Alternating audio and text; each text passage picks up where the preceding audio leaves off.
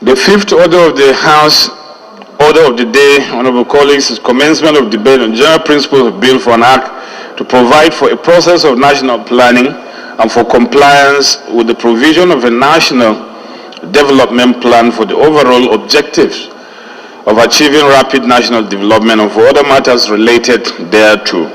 Honorable members will recall the bill was read the first time on Wednesday, 16 March 2016. I now invite Honorable Uchechuku Nnam Obi to move that the bill be now read the second time. My name is Uchechuku Nnam Obi, and I represent Ahodo West and Oba Ebe Mandani Federal Constituency. I'm from River State.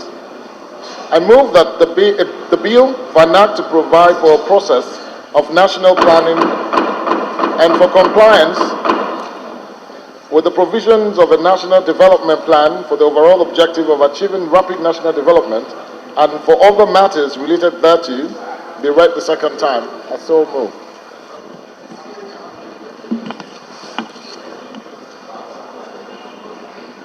Seconder will be Honorable Zephaniah Gisalo. My name is Zephaniah Gisalo. I represent Abuja Municipal Board Federal Constituency. I rise to second the motion having moved by a colleague, Mr. Speaker. As I lead up this debate, I'd like to say that the bill was read for the first time on the 16th of March, 2016. And the need for national planning, the national planning process has reached its crescendo. And I can tell you that it requires no prestidigitation to say that the absence can spell doom to this country. The bill primarily sets out as its primary objective to create a framework for the process of the National Development Plan. This bill seeks to enact a law specifying details that will enable the National Planning Commission deliver on its functions of developing a robust, elaborate national plan that will drive a rapid national development in Nigeria. The bill seeks to activate and strengthen the National Planning Act by enacting details of its operations to fortify the Commission and allow for effectiveness in formulating a national plan, given the need for a workable, productive, and national development plan in the country. The bill seeks to make the Commission open to parliamentary oversight, being a key institution and no longer answerable to Mr. President, as can be seen in the Parent Act, Section 3, Subsection 6 of the Act of 1993, pardon me please. And each stage must be tied to time for efficiency and effectiveness. This bill is important, my dear colleagues and Mr. Speaker, because one of the fundamental importance of the bill is to give life and drive to the Planning Commission. Now, it's on record that this commission was actually established by Decree 12 of 1992 and repealed by another Decree 71 of 1993.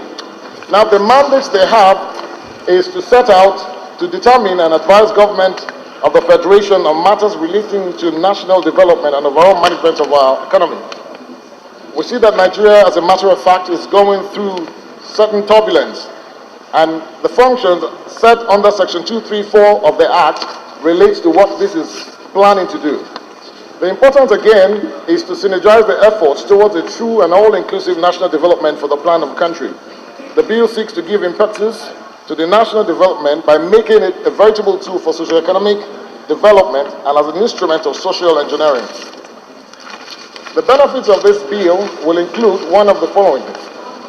The benefit derived from this bill is to legalize, and we know that that means to give support, to give it the backing of the law, so that we will no longer have a document that is of no essence, but it will come and be laid on the floor of the House, and will not only be a document of the executive arm of government, but will also be that of the generality of the people.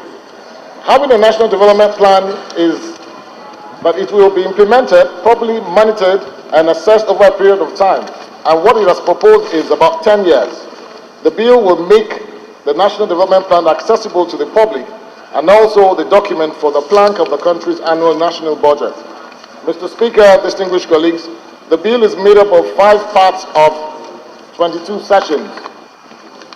Part 1 contains 3 sections, being the general provisions of the bill.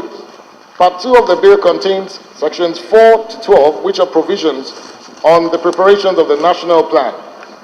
Part 3 contains 13 to 16, dealing with the authorization of the National Development Plan, amendment of the National Development Plan, compliance on the provisions of the plan when formulated, an annual budget to comply with the development plan.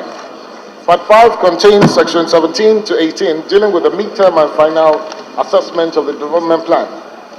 Part 5 contains 19 to 22, dealing with the regulations, annual report, and National Assembly interpretation and short title. A support for this bill will carry out the implementation of the National Development Plan.